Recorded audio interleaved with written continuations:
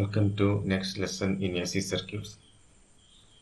Today in this class we will discuss the passage of AC through a series LCR circuit. So we consider a circuit containing a capacitance C, an inductor L and a resistor R connected in series with an AC supply. As the three elements are in series, the current at any instant will be same through all the elements. So we can start from the current and we will calculate the applied voltage from that current, and we will derive the relation between voltage and current. So we assume that I is the instantaneous value of current. Let I is equal to I0 sin omega t, where I0 is the peak value of current and omega is the angular frequency of AC. Now if E is the instantaneous value of the applied voltage, then that voltage has to do three things. A part of the voltage will be appearing across the inductor, another part will be across the resistor, and the remaining part will be dropped across the capacitor.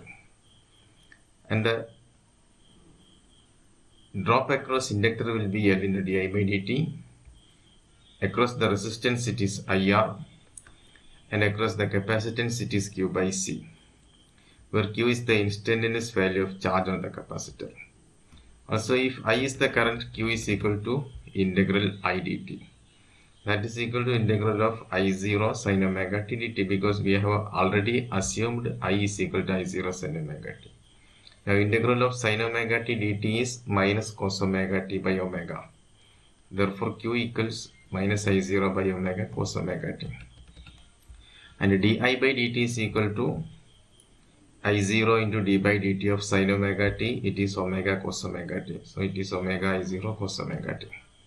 Now putting these values, we get the instantaneous value of the applied voltage E is equal to L into di by dt becomes omega L I0 cos omega t, plus I is I0 sin omega t into R, plus Q by C becomes Q is minus I0 by omega, so it is minus I0 by omega C into cos omega t.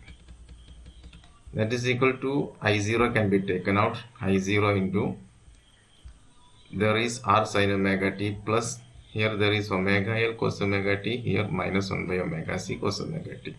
So it becomes omega L minus 1 by omega C cos omega t. Now multiply and divide by root of R square plus omega L minus 1 by omega C whole square. We get E equals I0 into root of R square by plus R square plus omega L minus 1 by omega C whole square into. Now we have multiplied and we have to divide by the quantity, by the same quantity. So it is R by root of R square plus omega L minus 1 by omega C square plus into sin omega t plus omega L minus 1 by omega C divided by root of R square plus omega L minus 1 by omega C whole square cos omega t. Now we put some substitution. Let R by root of R square plus omega L minus 1 by omega C whole square is equal to cos phi, that is this term. And let the second term, that is omega L minus 1 by omega C by root of R square plus omega L minus 1 by omega C whole square is equal to sin phi. Then dividing these two, we get sin phi by cos phi, that is equal to tan phi is equal to omega L minus 1 by omega C by R. And this is a new constant phi. Phi will be equal to tan inverse of this quantity. So by using this substitution, we get E equal to I0 into root of R square plus omega L minus 1 by omega C whole square into sin omega t cos phi, that is sin omega t cos phi, plus cos omega t into this quantity is sin phi, cos omega t sin phi. That is equal to I0 root of R square plus omega L minus 1 by omega C whole square into sin of, this is sin A cos B plus cos A sin B, that is sin A plus B, sin omega t plus phi.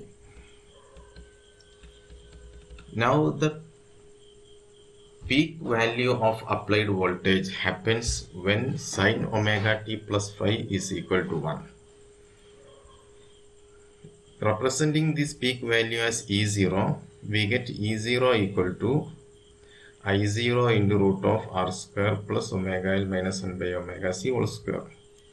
Or the peak value of current I0 equal to peak value of voltage E0 by root of R square plus omega L minus 1 by omega C whole square. That can be written as E0 by Z, where the quantity Z plays the role of resistance. The quantity Z is called impedance of the series LCR circuit. So the impedance of series LCR circuit combines both resistance and reactance. This omega L is called inductive reactance and 1 by omega C is called capacitive reactance, and R is the resistance.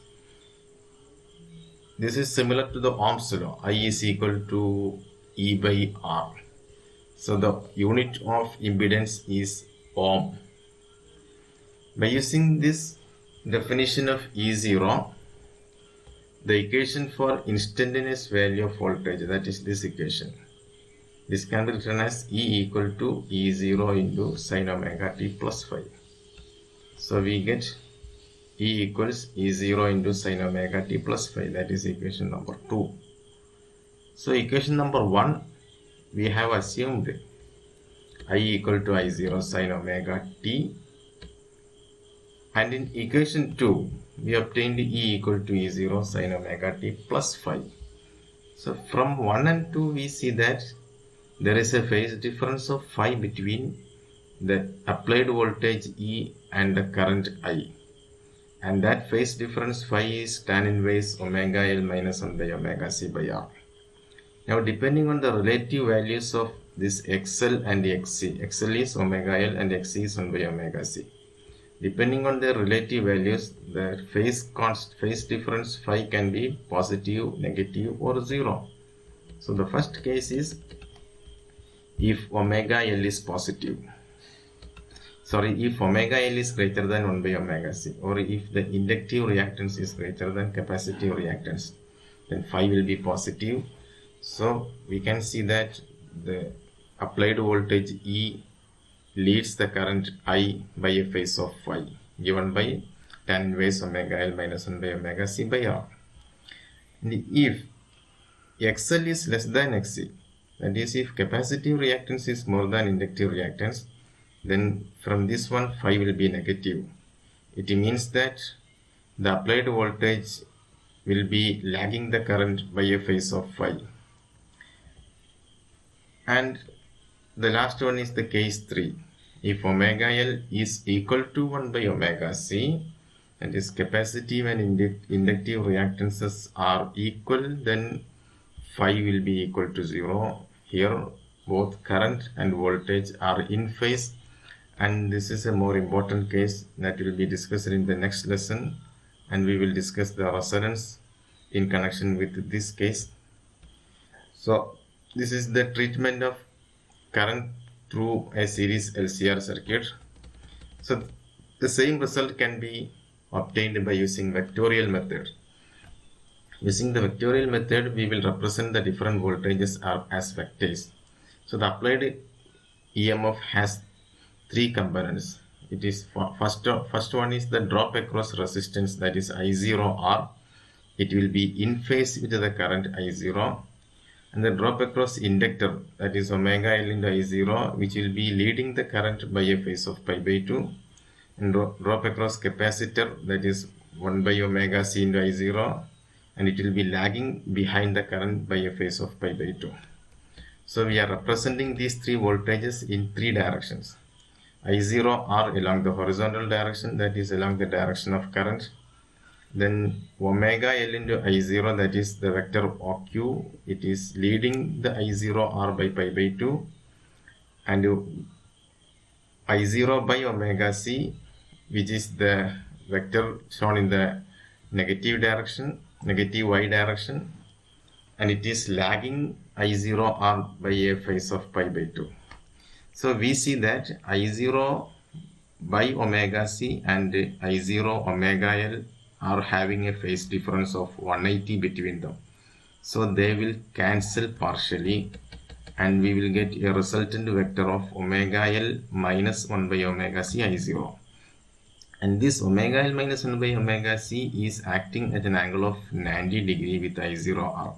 So their resultant will be the diagonal of the parallelogram. So that diagonal will be root of I0 square R square plus I0 square into omega L minus 1 by omega c whole square. So we see that I0 can be taken out. We will get the previous result, that is I0 equal to E0 by root of R square plus XL minus XC whole square, where XL is omega L and XC is 1 by omega c.